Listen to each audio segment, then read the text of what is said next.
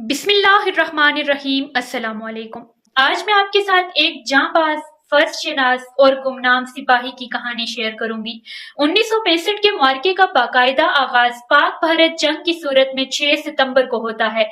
ये मुआरका 17 दिन तक जारी रहता है, मगर उससे भी एक महीना कबल अगस्त 1965 को जब सरहदों पर कशीदगी बढ़ जाती है और पाक सरहदों के मुहाफिज हर खतरे से निबर्द आजमा होने के लिए चौकस होते हैं, तब कश्मीर रेजिमेंट का एक सिपाही मकबूल हुसैन ऑपरेशन जबर आल्टर का हिस्सा बनता है।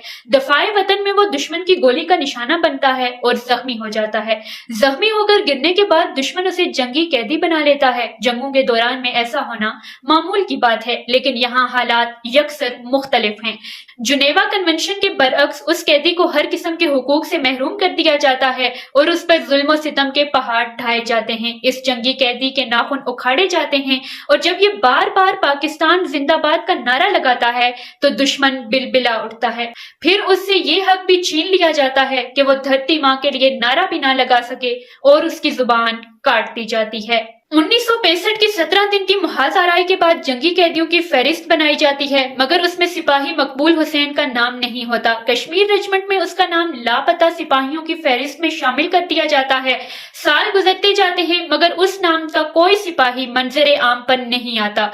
1971 की जंग के कैदी भी एक मुआहदे के तहत घरों को लौट आते हैं, लेकिन मकबूल हुसैन की किस्मत में शायद अभी आजादी नहीं। 2005 में एक और मुआहदा तय पाता है और वाघा बॉर्डर पर पाकिस्तान के तमाम कैदी पाकिस्तान को और भारत के कैदी भारत को लौटाए जाते हैं। उन कैदियों में एक 68 साला बूढ़ा लागर कैदी पाकिस्तान आता है, जिसका ज़हनी तवाज़ुन खराब हो चुका है और अब वो बोलने से भी माजूर है। दुश्मन की कैद में अज़ियतों के लामतनाई सिलसिले सिपाही मकबूल हुसैन का ज़हनी तवाज़ुन खराब कर देते हैं। ये तमाम मुजालिम मकबूल हुसैन से वो फख्र नहीं छीन सकते जो उसे कश्मीर रेजिमेंट का एक जांबाज सिपाही होने की हैसियत से हासिल है।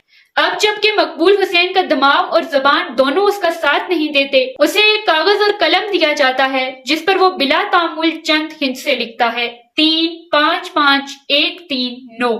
तहकीक करने पर मालूम होता है कि ये वो नंबर है जो कश्मीर रेजिमेंट ने उसे अलाट कर रखा था। सिपाही मकबूल हुसैन बुनियादी तौर पर एक गुमनाम सिपाही था जिसका ताल्लुक कश्मीर के इलाके तराड़खल से था। फौज में शमूलियत के बाद और ऑपरेशन जबर आल्टर में शिरकत से कबल वो अपनी माँ से मिलता है और घर वालों को इस बात की नवीद सुनाता है कि मुहाज मुकम्मल होने के बाद वो आएगा और शादी करेगा, मगर किस्मत को शायद कुछ और ही मंजूर था। मकबूल हुसैन गुमनाम सिपाही के तौर पर अपनी जिंदगी के 40 साल दुश्मन की कैद में गुजार देता है। उसकी माँ इंतजार करते करते खालिक हकीकी से जा मिलती है और भाई भी अल्लाह को प्यारा हो जाता है। वहाँ मकबूल हुसैन 40 बरस तक अज़ियतों और तशद्दुद की इंतहाओं के बावजूद वतन के राज को राज रखता है। वो जुबान कटवा लेता है, मगर वतन के खिलाफ एक लफ्ज नहीं बताता, क्योंकि उसने वतन की हिफाजत का अहद कर रखा था और वो उस अहद से एक लम्हे के लिए भी दस्तबरदार नहीं हुआ। 2008 में ISPR के ताउन से सिपाही मकबूल हुसैन पर एक ड्रामा तश्कील दिया जाता है।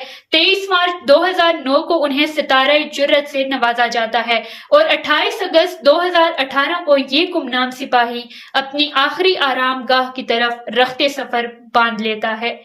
अपनी जान नजर करूं, अपनी वफा पेश करूं, कौम के मरते मुजाहिद तुझे क्या पेश करूं।